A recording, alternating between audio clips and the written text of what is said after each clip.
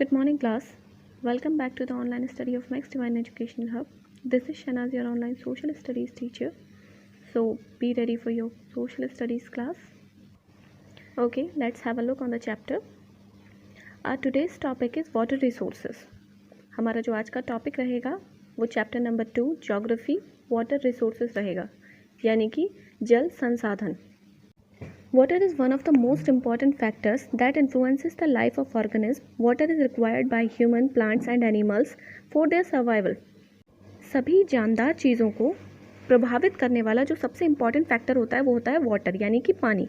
Water की ज़रूरत human इंसानों को भी होती है, पौधों को होती है, जानवरों को होती है. सभी को अपने सर्वाइवल के लिए, जीवन जीने के लिए इस पानी की ज़रूरत होती है. Human need water for their daily needs like cooking, drinking etcetera. इंसानों को अपने डेली यूज़ में जो रोज़ाना की ज़रूरतें होती हैं, जैसे खाना बनाने के लिए या पानी पीने के लिए चाहिए होता है, उस सभी में हमें किस चीज़ की ज़रूरत पड़ती है? पानी की. We can not grow food without water.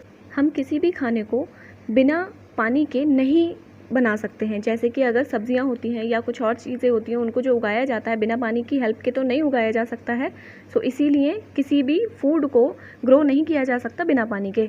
We also need it for industries. हमें इसकी ज़रूरत इंडस्ट्रीज़ में भी पड़ती है. For generation of electricity, hydro power stations are dependent on water. ये हाइड्रो पावर स्टेशंस होते हैं या फिर जो बिजली बनाने के लिए ज़रूरत होती है, ये सब भी किस पर डिपेंड करते हैं? पानी पर डिपेंड करते हैं. Which is renewable source of energy, जो कि एक कैसा सोर्स है? रिन्यूएबल सोर्स है, यानी जिसको दोबारा बनाया जा सकता है. Without adequate availability of water, food chain will be disturb and our ecosystem will be advisory affected. बिना पर्याप्त मात्रा में पानी होने के हमारी जो फूड चेन होती है वो भी डिस्टर्ब हो जाती है और हमारा इकोसिस्टम भी इस पर इफ़ेक्ट करता है. उसी की वजह से इकोसिस्टम पर भी प्रभाव पड़ता है. Plant need water for their growth and we need plant as they provide us with food, timber, medicines, herbs, etc. In fact, earlier civilization also had developed on the bank of river for these reasons. पौधों को अपनी growth के लिए पानी की ज़रूरत होती है और हमें ज़रूरत होती है पौधों की, क्योंकि पौधे हमें खाना प्रोवाइड करते हैं. जो मेडिसिन्स होती हैं या फिर जो लकड़ी होती हैं या हर्ब्स वगैरह जो जड़ी बूटी होती हैं, ये सारी चीज़ें हमें किससे मिलती हैं? पेड़ पौधों से मिलती हैं. इनफैक्ट जो हमारा सभ्यता है या जो हमारी आबादी होती है ज़्यादातर वो भी उन्हीं इलाकों में होती है जहाँ पर नदियाँ पाई जाती हैं, जहाँ पर प्रॉपर हमें वाटर मिल पाता है. Now let's come to the next point, water cycle. Water cycle क्या होता है, यानी जल चक्र क्या होता है? In spite of massive use of water by all of us and plants, the mass of water on earth remain fairly constant over time. It is due to the water cycle. Water cycle is the continuous movement of water on, above and below the surface of the earth. Let's study how it happens. हम सभी द्वारा पानी के बड़े पैमाने पर उपयोग के बावजूद, यानी हम बहुत ज़्यादा पानी का यूज़ करते हैं, उसके बावजूद पृथ्वी पर पानी का द्रव्यमान समय के साथ काफ़ी स्थिर है. ये किसकी वजह से है? ये सब जल चक्र के कारण है. वाटर साइकिल हम किसे कह सकते हैं?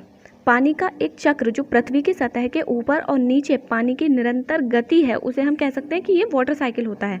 आइए अब हम ये जानते हैं कि ये होता कैसे है. Every day the heat of the sun causes water on the earth surface to change into a gas. This process is known as evaporation. प्रतिदिन यानी कि रोज़ाना जो सूरज की गर्मी होती है वो पृथ्वी के सरफेस पर पानी को गैस में बदलने का कारण बनती है और इसी प्रोसेस को हम इवेपोरेशन के नाम से जानते हैं. When water evaporates it gets into the air as an invisible gas. जैसे ही वाटर इवेपोरेट्स कहते हैं वाष्पीकृत हो जाता है, यानी गैस बन जाता है, तो वो एक इनविजिबल गैस में तब्दील हो जाता है, जिसे हम वाटर वेपर कह सकते हैं. Air can hold only a certain amount of water vapour. हवा के अंदर कुछ ही मात्रा में वाटर वेपर होल्ड किया जा सकता है, यानी रोका जा सकता है. Some of the water vapour change back into the liquid. और कुछ वाटर वेपर क्या होता है कि वो वापस लिक्विड में चेंज हो जाता है. This is called condensation. और वो क्या कहलाता है? आपका कंडेंसेशन. कुछ चीज़ें बादल के रूप में भी पाई जाती हैं और इसके अलावा बहुत सारी छोटी छोटी लाखों ऐसी हमारी ड्रॉपलेट्स होती हैं, वाटर ड्रॉपलेट्स होती हैं, यानी बारिश की बूंदें होती हैं जो इतनी हल्की होती हैं वो हवा में तैरती हैं. धीरे धीरे यानी जल्दी या फिर बाद में वो पानी भी पृथ्वी पर बारिश के रूप में या फिर बर्फ़ के रूप में या फिर ओले पड़ते हैं आपके, उस रूप में पृथ्वी पर वापस आ जाता है. तो ये जो प्रोसेस होती है आपकी प्रेसिपिटेशन कहलाती है. The water that falls is fresh water. जो भी पानी आसमान से पृथ्वी पर आता है वो कैसा होता है? फ्रेश वाटर के रूप में होता है. The cycle then begins again. और इसी तरीके से ये साइकिल, ये चक्र दोबारा चलता रहता है. तो okay, now come to our next point. Conservation of water resources. The term conservation refers to the efficient utilization beside protection, resources improvement and preservation.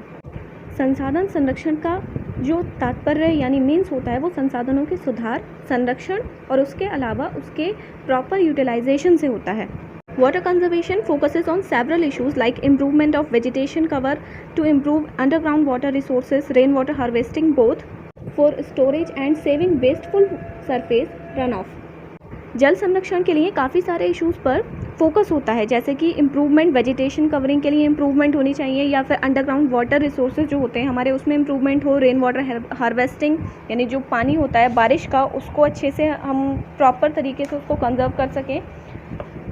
इसके अलावा वाटर की शॉर्टेज और जो सेविंग होती है वेस्टफुल सरफेस पर होती है उस सबको रोका जा सके. Following steps can be taken to conserve the water resources. यहाँ पर कुछ स्टेप बताए गए हैं कि किस तरीके से हम वाटर रिसोर्सेज को कंजर्व कर सकते हैं. First step is grow different types of natural vegetation to slow down the surface run off. In this way the underground water storage can be improved. इसमें हम क्या कर सकते हैं कि जो भी नेचुरल वेजिटेशन होती है जो ग्रो करती है या फिर जो पानी हमारा वेस्ट होता है उस सभी को हम अंडरग्राउंड वाटर के रूप में स्टोर करके इस चीज़ को इम्प्रूव कर सकते हैं. Impound water resource by making check dams. हम पानी के जो वेस्ट यूज होता है, पानी की जो वेस्टेज है उसे हम डैम्स बनाकर भी उसे स्टोर करके उस वेस्टेज को रोक सकते हैं. Next step is rain water harvesting technique can also be used to save surface run off. जो भी पानी पृथ्वी की सतह पर बहता है उसे हम रेन वाटर हार्वेस्टिंग टेक्निक से उसे एक जगह पर इकट्ठा कर सकते हैं. नेक्स्ट पॉइंट में है आपका कि हम पानी को सिंचाई प्रक्रिया में भी इस्तेमाल कर सकते हैं, जैसे सिंचाई के लिए उस पानी का यूज़ कर सकते हैं. उसके बाद अगर हम ट्रिंकल या सिंचाई पद्धति या कृषि की किसी भी चीज़ में हम अलग अलग गतिविधियाँ होती हैं यानी अलग अलग टेक्निक्स होती हैं फसल को उगाने के लिए या कृषि के लिए, उन सब चीज़ों में हम किसका यूज़ कर सकते हैं, वाटर का यूज़ कर सकते हैं और इसे कंजर्व भी कर सकते हैं. नेक्स्ट है आपका वाटर को जो रिसाइकिल वाटर होता है. अब जैसे हम पानी को कंजर्व तो कर लेते हैं, जैसे हमने उसे डैम्स में स्टोर कर लिया या फिर हमने उसे वाटर हार्वेस्टिंग के थ्रू उसको कंजर्व किया, तो उसके बाद जब वाटर को रिसाइकिल कर सकते हैं तो उस पानी का इस्तेमाल जो रिसाइकिल किया हुआ पानी होता है उसको वाटर कूलेंट के रूप में भी हम इस्तेमाल करते हैं इंडस्ट्रीज़ वगैरह में. Okay. At home, we should also check the wastewater of kitchen and washing can be used for gardens and toilets. अगर हम घर पर होते हैं तो हम बहुत सारे वेस्टेज पानी की जो होती है जैसे हमारे किचन से या हमारे जो वॉशिंग के बाद कपड़े वगैरह धोने के बाद जो पानी बचता है उसका इस्तेमाल हम गार्डन्स में या फिर टॉयलेट्स वगैरह में उसका यूज़ कर सकते हैं. Thus, every member in the house needs to use water economically. In this way, water resources can be conserved and managed effectively. घर के हर एक मेंबर को आर्थिक रूप से पानी का इस्तेमाल करने की आवश्यकता होती है. इस तरह से क्या होता है कि जो हमारे वाटर रिसोर्सेज होते हैं उनका हम कंजर्वेशन भी अच्छे से कर पाते हैं और उनका जो प्रबंधन यानी मैनेज्ड जो हम करते हैं उसको बहुत अच्छे तरीके से प्रबंधन बोलते हैं उसको भी प्रभावी ढंग से या बहुत अच्छे तरीके से उसको किया जा सकता है. सो इसी के साथ आपका ये चैप्टर भी फिनिश होता है. साथ में आपको मैं आज होमवर्क जो दे रही हूँ वो इस चैप्टर की एक्सरसाइजेज होंगी जो आपको खुद सॉल्व करनी है. अगर हाँ आपको कोई डाउट या क्वेरी लगती है तो आप मुझसे कन्फर्म कर सकते हैं. Okay then let's discuss about the homework. ये आपकी एक्सरसाइजेज हैं जिसमें आपको आपके टिक मार्क एंड फिलअप और साथ ही साथ आपको अपने ट्रू फॉल्स भी कंप्लीट करने हैं. इस पेजेस पर आपको फुल एक्सरसाइजेज दी गई हैं. साथ में आपका ये एक और ट्रू फॉल्स है जो आपको सॉल्व करना है. जो desert soil is found in Rajasthan लिखा हुआ है यानी कि राजस्थान में क्या डिज़र्ट सोइल पाई जाती है. Okay. You can concern all your queries and doubts related to the chapter only during your class time on my personal number 8077673415. मैं डेली आपको ये चीज़ बताती हूँ कि आपकी जो भी क्वेरी है या जो भी डाउट्स हैं इस चैप्टर से रिलेटेड जो आपके आज क्लास कराई जाती है वो आप मुझे मेरे क्लास टाइम में ही मेरे पर्सनल नंबर पर कंफर्म कर लिया करें. बट होता क्या है कि आप इस टाइम तो कुछ पूछते नहीं हैं और शाम तक आपकी क्वेरीज आती रहती हैं तो आपको भी प्रॉब्लम होती है, मुझे भी प्रॉब्लम होती है. सो बी केयरफुल.